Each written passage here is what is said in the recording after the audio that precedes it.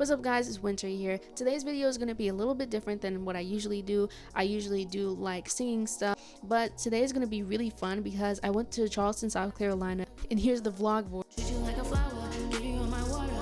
Look at me now, I'm dried up. They probably know my roots, now they tied up. For this trip, we stayed outside of downtown. We stayed at the Homewood Suites. We liked this area because it was quiet and not as expensive as downtown. Here's me on the plane. We ended up taking 2 flights both to Charleston and out. Here's a mini room tour. I loved this room because we did have a kitchen. Didn't end up using it too much, but it's great if you wanted to like get takeout, refrigerate stuff, microwave things, or if you wanted to cook smaller meals. Now, whenever we would get ready to order room service or something like that, they were always closed. We actually went across the street and went to Waffle House. Yes, sir, that is correct.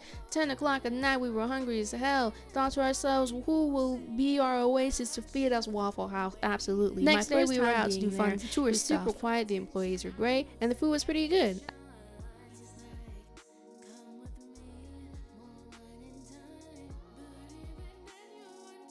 I found this little gem when I saw an article by Charleston's own Cartier Brown suggesting some places to eat. Now, I looked for places that would have options for people who are vegetarian, and Little Jack's definitely delivered.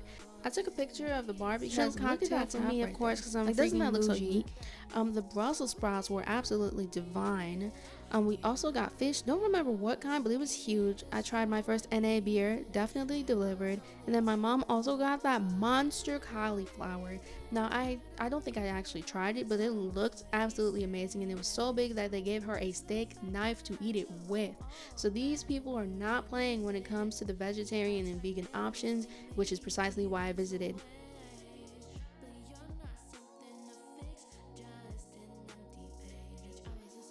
Visit Little Jack's if you get the chance.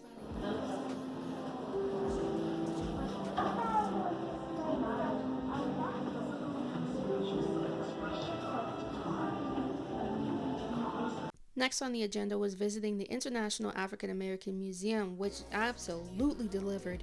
One of my favorites was the beadwork display. The artist Damon Melicon actually had a couple pieces on display in the gallery. I'm a big fan of this museum because of their successful incorporation of technology. And that technology helps me learn a little bit more about the black masking culture, especially on Mardi Gras. The documentary they were screening showed the process of Damon starting the suits all the way to the end about a year later on Mardi Gras.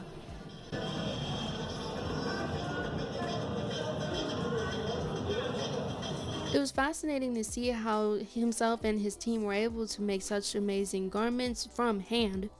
And here are a couple pieces that caught my eye while I was touring the museum. I mentioned how much I appreciated the integration of technology at our last site. Now this one, we are throwing it way back to a site that's more, may I say, archaic. At our next stop, we came to pay a visit to the Angel Oak Tree. Now, this one kind of threw us off because this is actually a dirt/sand road that goes behind a church. So this, I felt like we were walking straight into the 1800s. So you drive down the road, possibly like 1,000 feet, and once you get done, you park next to trees, and you're able to walk on up and see this gentle giant. Definitely wear closed-toed shoes because 1, the ground is not paved, and 2, you will get sand in your shoes.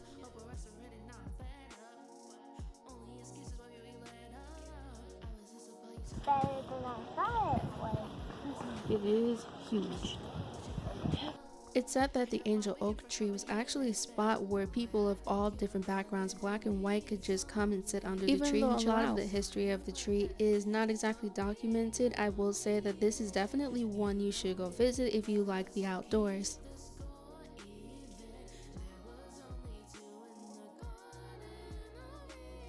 No.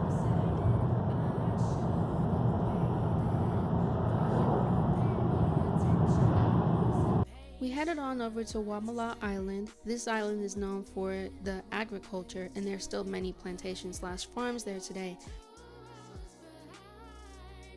I loved it pretty much immediately because you get free tea samples, unlimited, and you can take it all over the property. You can also have a choice of hot and cold beverages.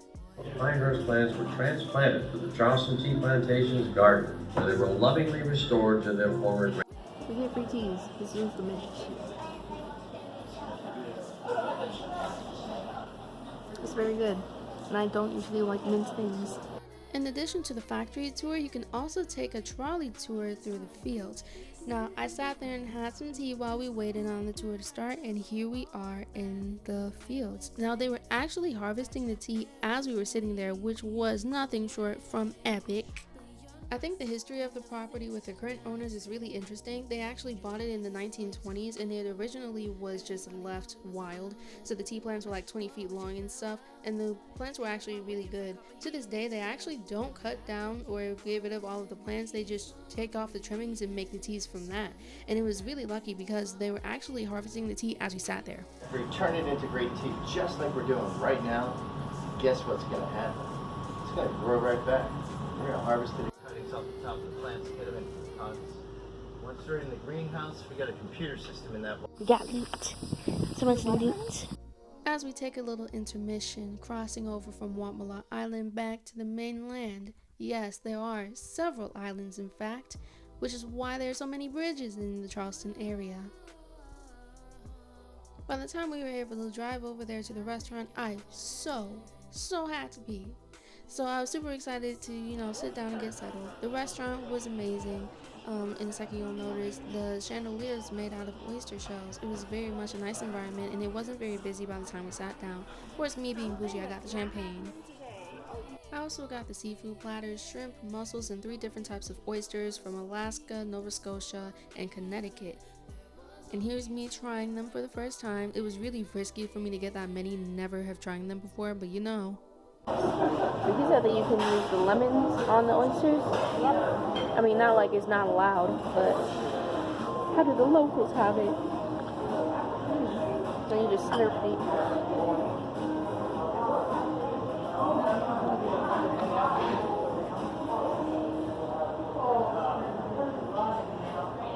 Definitely salty.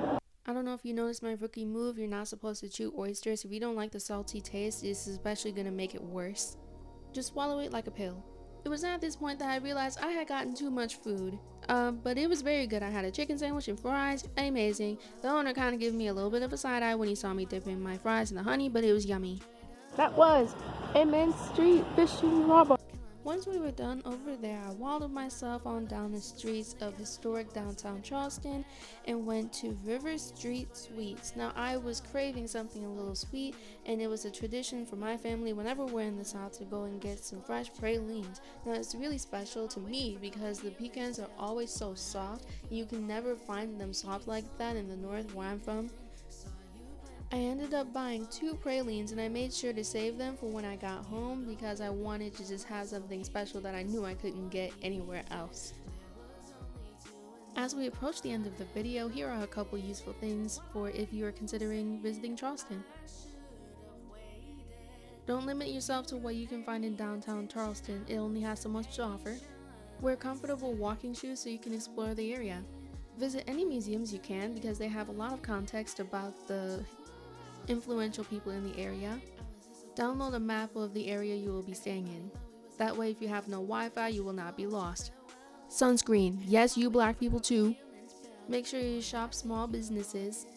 I almost forgot, on our way out, the hurricane storm was coming towards us, so all of the streets and stuff were flooded. I noticed that on the freeway, they have a system so that everything can drain, but as you can see, so many of the streets and stuff were still flooded. I had never seen a flash flood like that.